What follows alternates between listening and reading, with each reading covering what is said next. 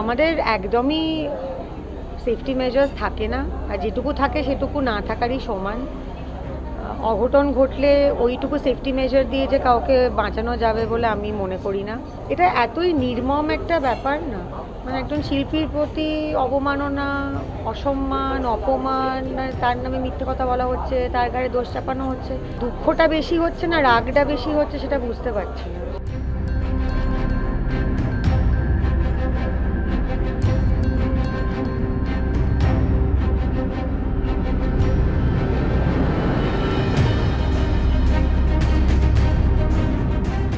রাহুলের যে ঘটনাটা, সেটা ইনফ্যাক্ট আমি এর আগে সমাজ মাধ্যমে বা কোনো সংবাদ মাধ্যমে কথাটার তুলিনি।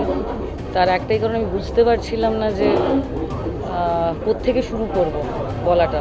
আমরা প্রাণের ঝুঁকি নিয়েই কাজগুলো করি, কারণ আমরা বেস্ট শটটা দিতে চাই। ও যে ডেডিকেশনের সাথে শ্যুট করতো আর মানে যেভাবে ও শ্যুটটা করতো, তখন আশেপাশে কি আছে মানুষ আমাদের মাথায় অনেক সময় থাকে না। দ্যাটস ওয়াই আমরা বলি টিম ওয়ার্ক।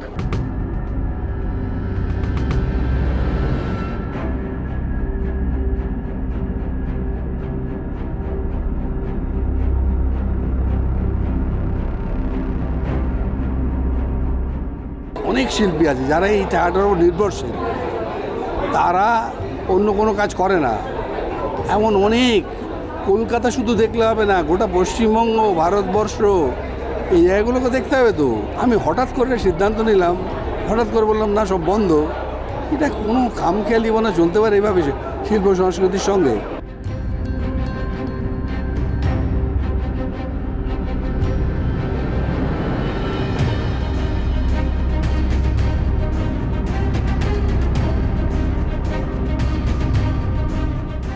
আমরা দেখছি ডিফেন্সে যেটা 24-25-এ 4,50,733 ছিল, সেটা হয়ে গেছে 5,96,000, মানে প্রায় 1,00,000 বেড়ে যাচ্ছে, 1,20,000 বেড়ে যাচ্ছে।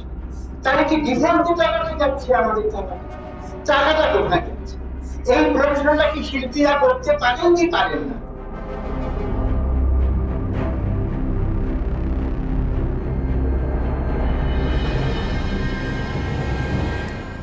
ক্যামেরায় অশোক এবং রানার সঙ্গে অর্ঘ্যজিতের রিপোর্ট, এস নিউজ।